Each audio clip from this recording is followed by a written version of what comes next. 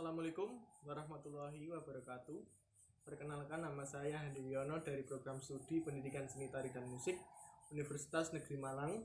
Kali ini saya akan mempresentasikan kritik secara lisan yang sudah saya kerjakan secara tertulis di pertemuan minggu lalu. Yaitu saya mengkritik dari 3 video yang sudah disajikan, yaitu video yang pertama adalah penampilan dari Beskalan Putri yang berjumlah 50 orang. Tari Beskalan Putri yang berjumlah 50 orang ini ditampilkan ketika acara Malang Net Culture Carnival beberapa bulan lalu, tahun lalu tepatnya. Di sana ditampilkan oleh mahasiswa dan mahasiswi Prodi Pendidikan Seni Tari dan Musik Universitas Negeri Malang.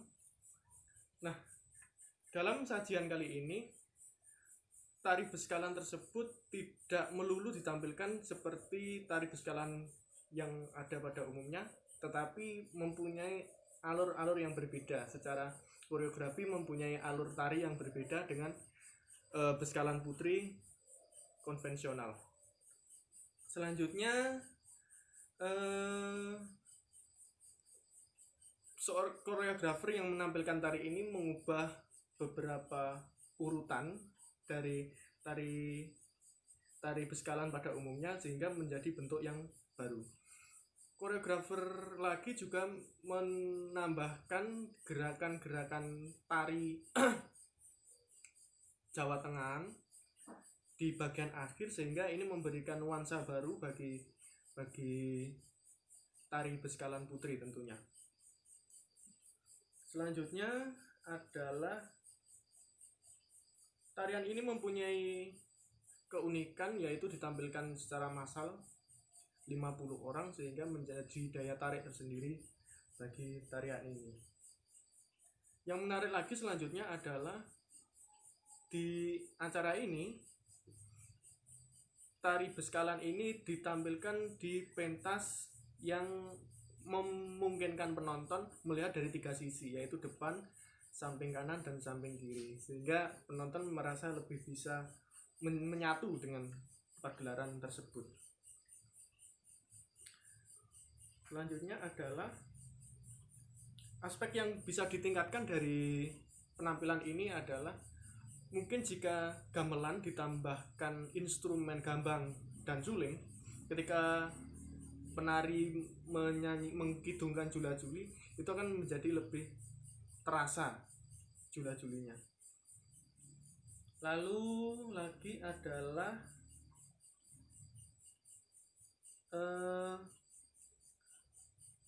backdrop layar di belakang itu di awal gambarnya seperti gambar batik-batik bergerak itu, dan di tengah gambar itu mati.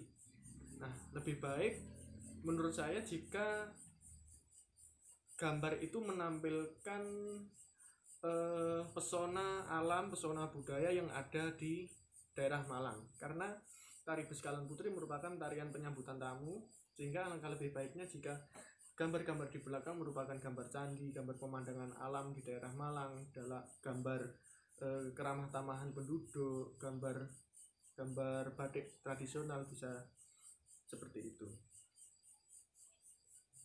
Terus selanjutnya adalah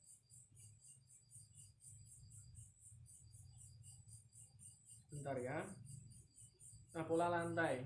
Karena penari ini tarian ini ditarikan secara massal, sebenarnya memberikan peluang untuk membuat pola lantai yang lebih beragam dan lebih berwarna, misalnya membentuk tulisan atau membentuk gambar atau membentuk lambang simbol seperti apa, sebenarnya bisa dimungkinkan untuk membuat seperti itu. Tapi di pagelaran ini kekurangannya adalah tidak memanfaatkan kelebihan tersebut. Selanjutnya terkait dengan masalah teknis adalah si penari beskalan yang mengkidungkan jula-juli itu lebih baik menggunakan mikrofon clip-on, sehingga ketika dia menari juga bisa menghitung jula-juli secara langsung, tidak harus mengambil dan menaruh mikrofon sehingga itu mengurangi estetika dalam menari. Yang kedua adalah ulasan dari musik keroncong Kosatos. Nah, kalau Kosatos ini menurut saya tidak perlu diragukan lagi dalam bermain musik keroncong, sudah sangat luar biasa dalam hal audio, terdengar enak. Nah, kelebihannya di tampilan ini adalah menggunakan fitur 360 derajat, sehingga memungkinkan penonton walaupun tidak hadir di dalam pementasan itu, tetapi penonton seakan-akan melihat dan merasakan sendiri pementasan tersebut. Apalagi jika dia menggunakan fitur virtual reality yang dipasang di mata itu, sehingga melihat kemanapun seolah-olah melihat pagelaran secara langsung.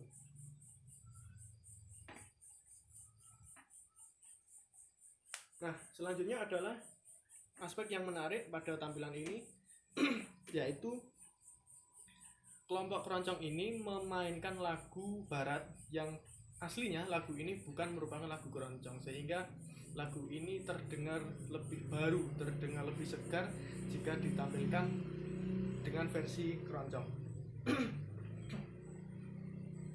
Minum dulu ya.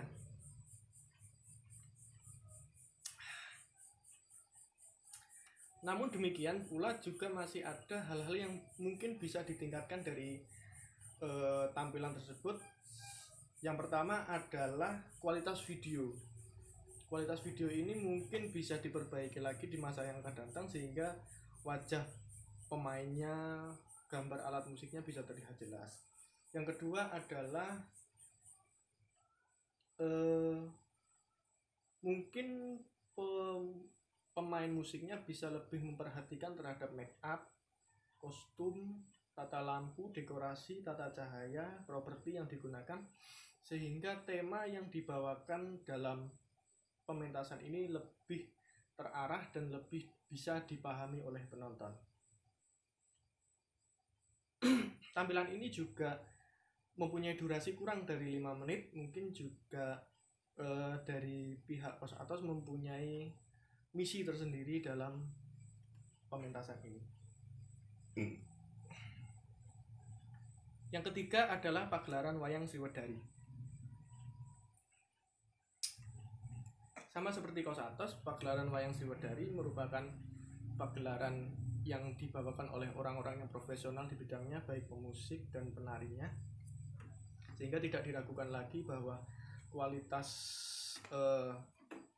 tari, kualitas koreografer, kualitas alur cerita, kualitas gending-gending yang digunakan, kualitas seni pedalangan, juga make up, kostum itu sudah sangat bagus.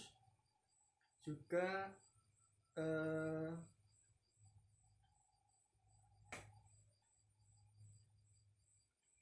tembang, caturan, perwatakan tokoh,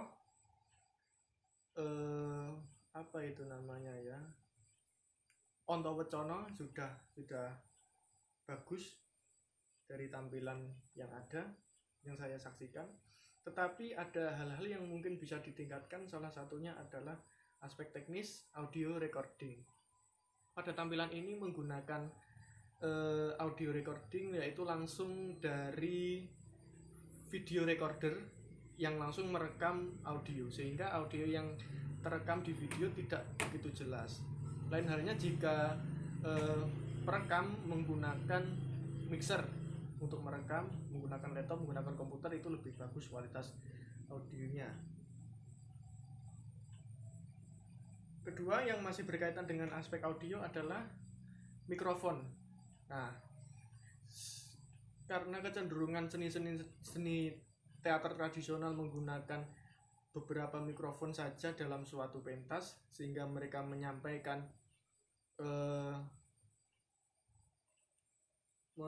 drama. Alangkah lebih baiknya jika tiap aktor memegang atau memakai clip on satu persatu dari sana, sehingga bisa ditangkap audio dengan jelas, dialognya dengan jelas, daripada menggunakan mic yang ditempel di beberapa titik. Selanjutnya adalah aspek dramaturgi, yaitu pergantian babak. Pergantian babak dalam pementasan ini lebih baik jika menggunakan teknik blacklight, lampu dimatikan semua, lampu spot, atau menutup layar, sehingga pergantian itu lebih terasa, sehingga musik pengiringnya yang misal dari adegan kerajaan ke adegan hutan, itu musik pengiringnya lebih terasa perbedaannya karena didukung oleh tampilan visual menggunakan backlight atau lampu spot, daripada langsung menggulung layar mengganti backdrop yang ada. Selanjutnya adalah di bagian tertentu yang saya lihat ada kekosongan pentas yang cukup lama. Pentas di situ kosong, tidak ada pemainnya, dan lampu tetap menyala terang, sedangkan musik juga terus berbunyi. Ini juga mengurangi estetika tampilan teater, begitu. Sehingga seharusnya pentas itu tidak boleh kosong. Aspek selanjutnya adalah dekorasi. Nah, karena ini merupakan pementasan teater tradisional yang profesional, sebaiknya menggunakan beberapa dekorasi yang dibuat 3 dimensi, seperti dekorasi batu, menggunakan dari semen itu yang dibentuk batu, daripada hanya gambar batu. Lalu pohon-pohon itu bisa pakai pohon daun-daun yang sintetis atau daun asli mungkin, sehingga tidak hanya tampilan hanya gambar kain yang dicat atau digambar daun atau batu gitu. Selanjutnya ada ketidaktersambungan dekorasi, yaitu di bagian belakang terdapat tangga naik yang berwarna hitam. Di situ sangat mencolok sekali karena di gambar sekitarnya itu adalah gambar awan biru, sedangkan di tengahnya itu ada tangga naik yang berwarna hitam. Sebenarnya itu bisa dikamuflasekan dibentuk batu atau itu dicat biru supaya tidak terlihat mencolok. Yang terakhir dalam pagelaran ini yang mungkin bisa ditingkatkan adalah pada aspek goro-goro atau dagelan. Sebaiknya dagelan pada pementasan drama tradisional, khususnya pada pagelaran wayang uwong atau pagelaran ketoprak, pagelaran lodruk, itu seharusnya bahan-bahan yang dibuat banyolan itu masih ada kesinambungan dengan alur cerita, sehingga tidak terputus antara cerita dengan banyolan yang dibawakan. Jadi banyolan masih berkaitan dengan cerita yang dibawakan. Itu sehingga menciptakan dan merangsang bagi seniman-seniman tradisional untuk lebih kreatif dalam membuat banyolan. Tentunya kritik yang saya sampaikan di sini bukan untuk menjatuhkan atau menghina karya yang sudah jadi, yang sudah dipentaskan, karena pada dasarnya tidak ada karya seni yang gagal dalam pementasan. Nah, di sini saya sebagai partner dari konduktor, dari kreator, dari sutradara, dari koreografer, dari musikus, dari komponis, untuk meningkatkan kualitas karya seni di masa yang akan datang di tampilan-tampilan seni yang selanjutnya. Demikian presentasi dari saya, kurang lebihnya mohon maaf. Saya akhiri, wassalamualaikum warahmatullahi wabarakatuh.